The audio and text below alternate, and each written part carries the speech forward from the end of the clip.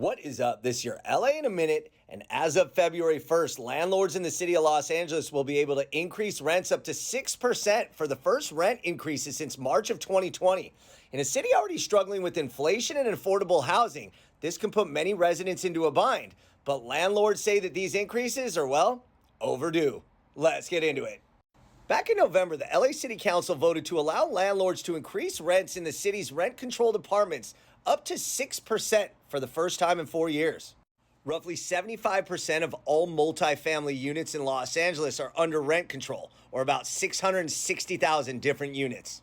The new policy allows for a 4% proposal beginning February 1st, with an additional 2% increase permitted for landlords who cover their tenants' gas and electricity costs.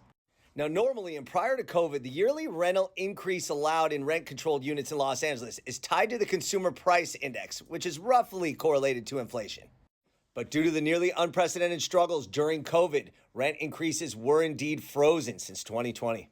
Now, there was a fierce debate about this issue in the city council, with many representatives concerned about keeping low-income residents housed by continuing the pandemic-era ban on rent hikes. That said, inflation has increased costs for landlords, and the 4-year rent freeze that block costs from being passed on to the renters is a concern for many people who own properties.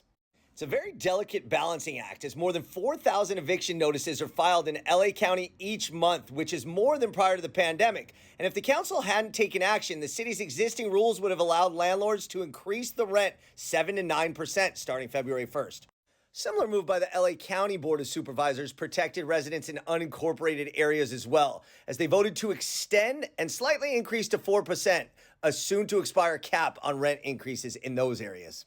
So as the rest of the post-COVID landscape in Los Angeles continues to normalize, that applies to rent control as well. So just beware on February 1st, if you live in a rent-controlled unit, your rent possibly will be going up. All right, LA, it's been a minute.